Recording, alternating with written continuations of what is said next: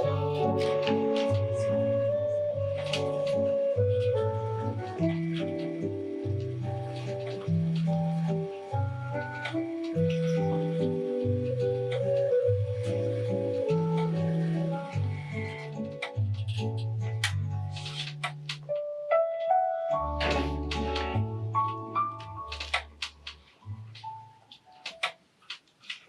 my 75 years on this earth, I have never heard of anything so ridiculous.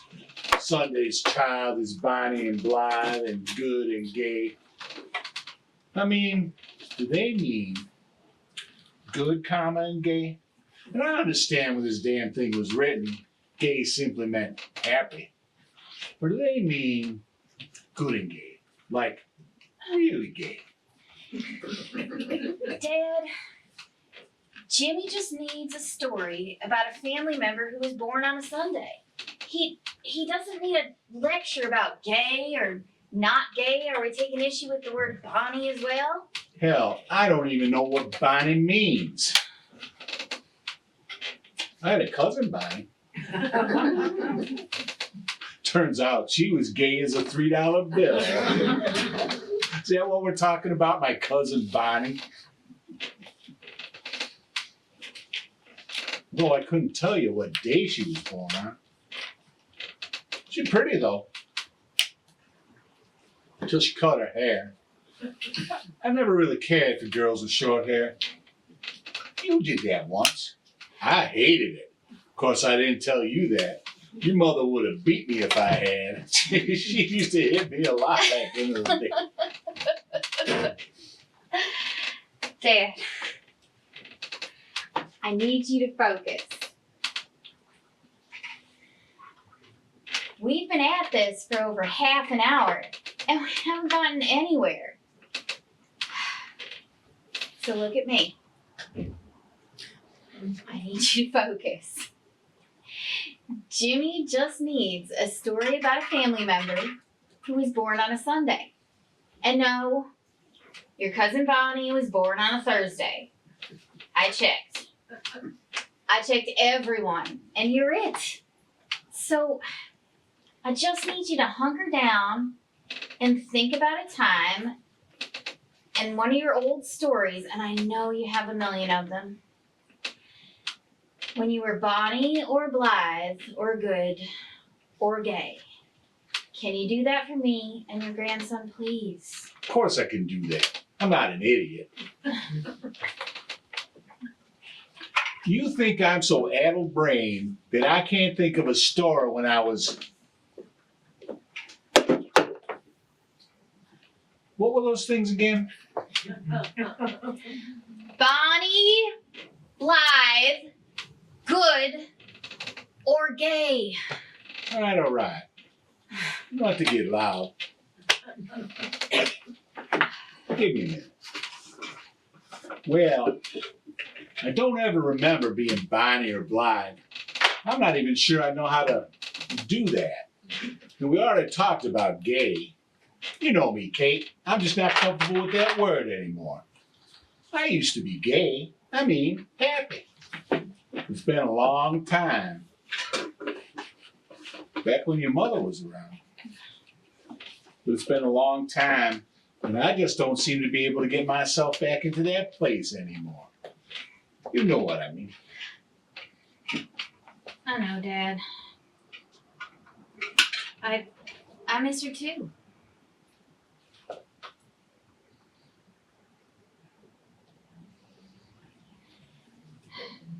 Look, I don't want to wear you out, and I didn't anticipate this striking a nerve for you, so why don't you think about it and I can come back? No.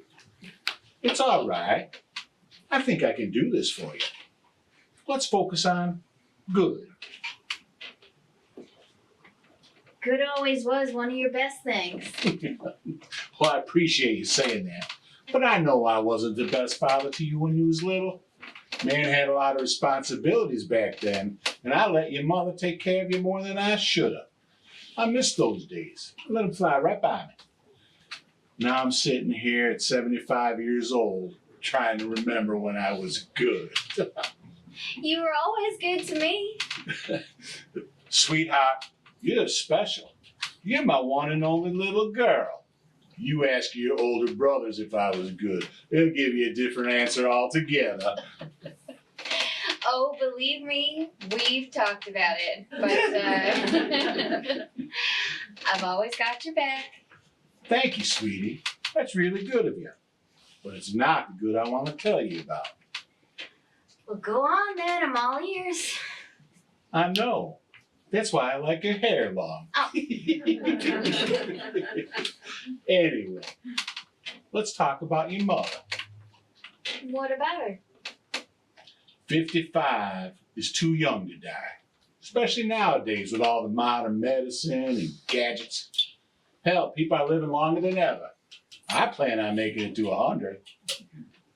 But your mother, she wasn't that lucky. I know. It sucks. Language, young lady. Sorry, Daddy. It's all right.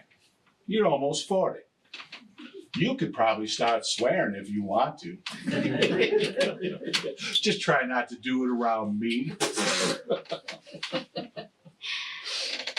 I'll do my best. Anyway, when your mother was just 20 years old, we've been married a couple of years, she confessed something to me.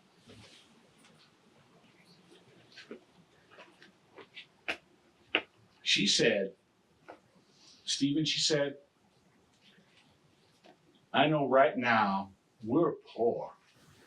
And we scrape by every day with barely enough to feed the two of us, let alone this little one that's on his way. She was pregnant with the oldest brother then. I'm worried that when we have this baby, we're never going to have enough time for each other. And we're never going to have enough time to do the one thing I've wanted to do ever since I saw that picture book when I was 5. What did she want to do? She wanted to see Paris. Paris? She never said anything to me. Not ever. That was your mother. She knew that we would never get there. And she figured there was no sense talking about it, only to be disappointed when she did. So she told me once, never mentioned it again. But I could see in her eyes the pain was already forming, just knowing that she'd never get there. She didn't love me any less. She was practical. One of the things I loved about her. I never knew. You wouldn't. But she could keep a secret like nobody's business, especially when it was her own. So, what happened next? Next, she got sick. I always figured that once I retired and we saved up enough money, I'd take her. Actually, I've been looking forward to surprising her with that trip for years. But she got sick. Sicker than we ever imagined either of us could get sick. And you remember how fast it happened. It was so fast. Eric and I had just gotten married, and he barely had a chance to meet her, let alone get to know her. So we went through the treatments and chemo and checking for white blood cells every day. Eventually, she had to come home from the hospital, and we couldn't afford the home health aid, or whatever you call them. So I had to learn everything, how to take her blood and check it, how to flush the port in her chest and keep it clean so she wouldn't get an infection, how to give her a bath and keep her clean. Honey, I wiped your mama's behind more times than I can count. If that's not love, I don't know what is. We were all so proud of the way that you stepped up and took care of everything. You were good. Yeah, I was good, but that's what you do. It's ordinary. It's expected. It's what a husband does for a wife. And it's not what I want to tell you about. It's no surprise to you. You were there. You helped too. I did what I could. She was my mom. Of course you did. And she appreciated everything you and the rest of the family did. She couldn't have asked for better care at the end. Well, then what is it you do want to talk about? I mean, that's good enough for a fifth grade report any day. Maybe for an ordinary fifth grader. But we're talking about my grandson. He needs a knock it out of the park story from his grandpa. One that'll have the kids tearing up and the teacher needing a cigarette break. Well, okay, then get on with it. It was the one day of the week when she'd get picked up for all of her appointments. They picked her up, they'd schedule them all on the same day because she had such trouble navigating the stairs and the van and all the other crap that went along with taking her everywhere.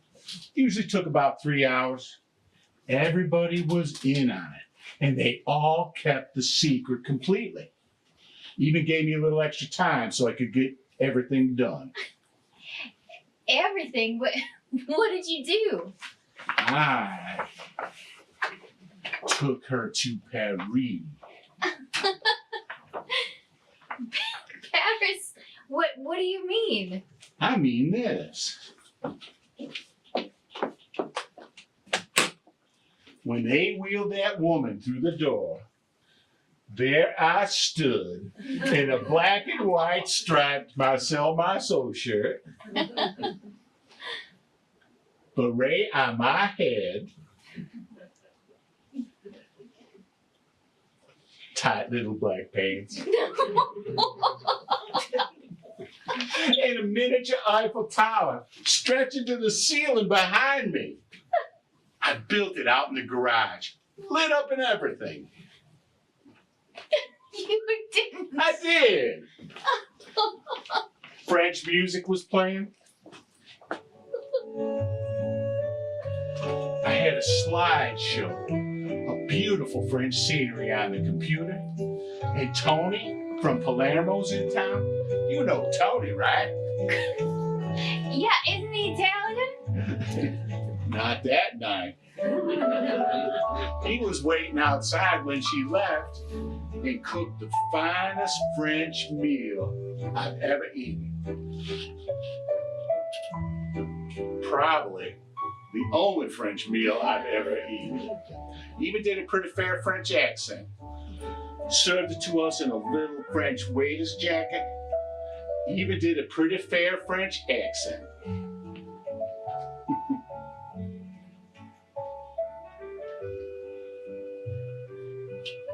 Didn't charge me a penny.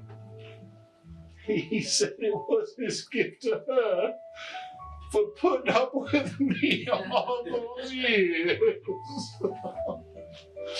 Oh.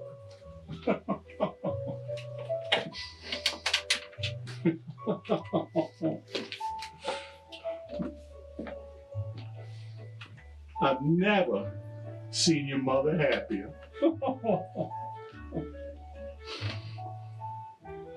My God, Dad, you really are good.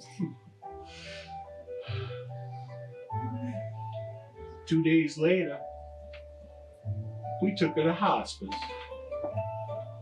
2 days after that, she was gone. But I'll never forget the look on her face when that door opened.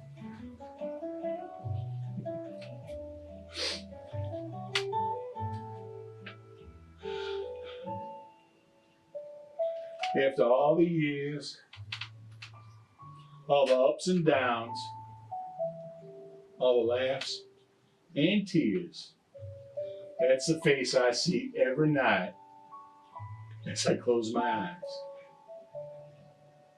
You never forget, sweetie. Don't ever let anybody tell you different. I won't, Daddy.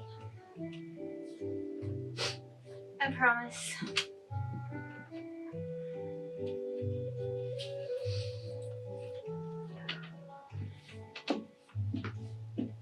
Damn! What? I just realized I was supposed to tell that story to Jimmy. is he? Don't worry about Jimmy, Daddy. You know his attention span. I'll make sure to tell him everything. You dumb it down a little for him. He doesn't need you blubbering on him. I'll do my very best. Kate, Yeah, Daddy? if there's ever any place that you want to go,